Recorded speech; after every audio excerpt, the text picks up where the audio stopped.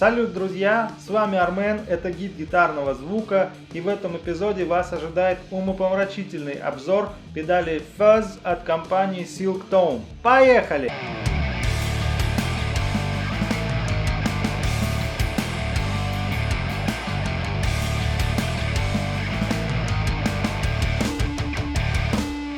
При создании новинки за основу была взята легендарная схематика Fuzz Face на двух германиевых транзисторах, которая, как мы говорили в эпизоде «Грязевые педали», была создана аж в 1966 году.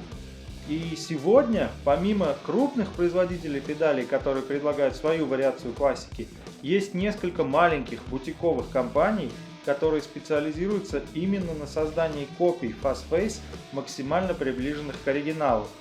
В связи с этим возникает вопрос, неужели миру нужен еще один твист данной схемы? На мой взгляд, ответ да, потому что Silktone Fuzz предлагает аж 4 новые функции, которые практически полностью нивелируют недостатки своего прототипа. И каждую из них мы обсудим более подробно.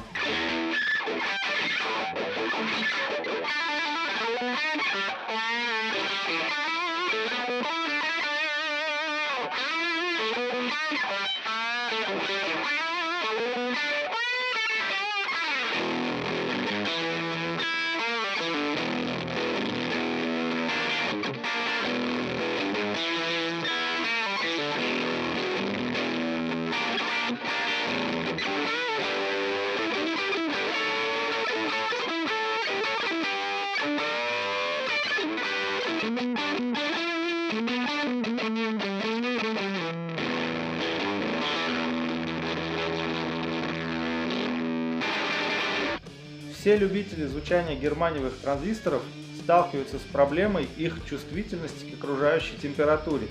Например, выступая на открытом воздухе, в дождливом Петербурге в плюс 15 или в солнечном Ростове в плюс 40, одна и та же педаль с одинаковыми настройками будет звучать совершенно по-разному. Это всегда было недостатком вариации Fuzz Face, но теперь инженеры Silktone предлагают способ избавиться от него раз и навсегда. Давайте разберемся, как это работает. Ручка Bias позволяет изменять рабочее напряжение транзисторов и получать разные оттенки перегруза. Такое можно встретить и в других фузах. Самое интересное начинается с понимания взаимодействия ручки Bias и мини-дисплея, который отображает текущее значение напряжения. Вот, например, вам понравилось звучание при значении напряжения в 4,5 вольта. И если раньше в разных ситуациях, вспоминаем Ростов и Петербург, звучание фуза менялось безвозвратно, то теперь мне всего лишь нужно будет повернуть ручку и при помощи дисплея выставить нужное значение напряжения, чтобы получить желаемое звучание. Это настолько значительный шаг в Fuzz Face строении, что компания Silktone даже запатентовала данную технологию. Стоит отметить, что при повороте ручки Bias будет возникать неприятный шум. Это связано именно с изменением напряжения. Это не брак, не проблема потенциометров, такова физика процесса.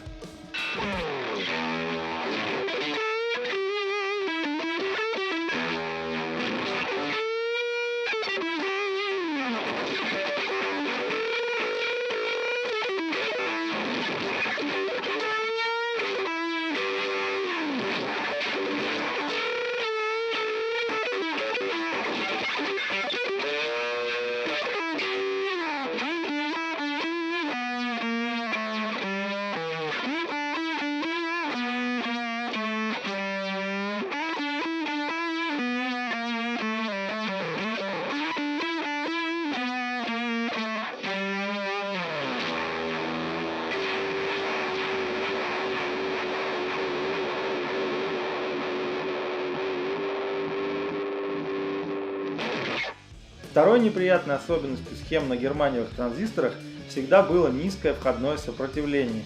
Из-за него приходилось ставить фузы в начале педалборда и избегать использования буфера перед ними.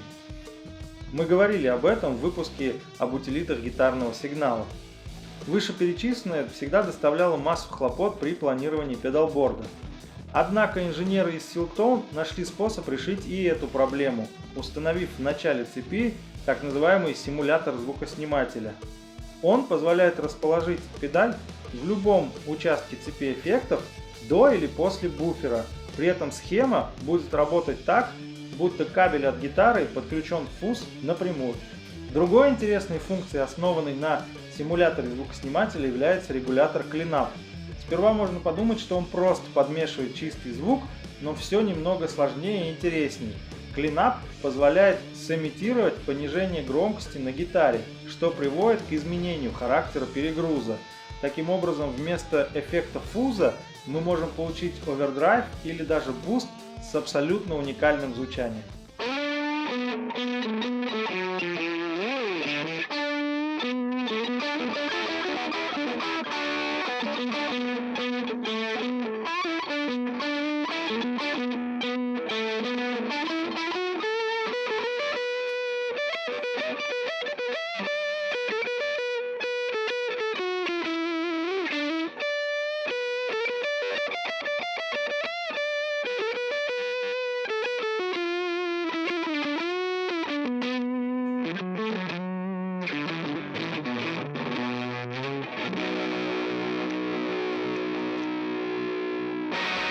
И четвертая особенность Silk-Tone Fuzz – переключатель Classic RAW.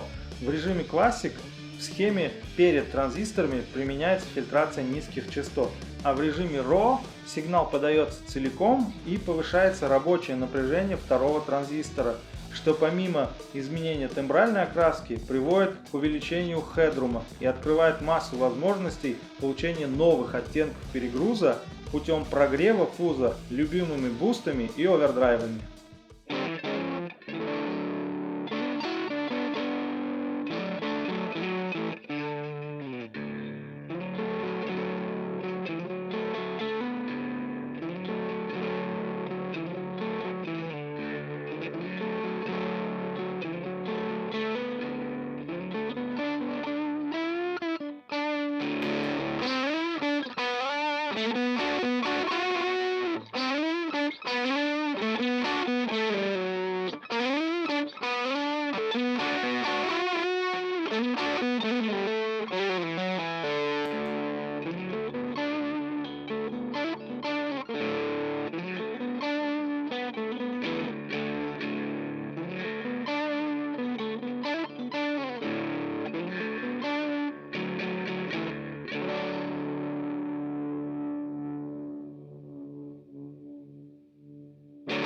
И в заключении подведу итоги.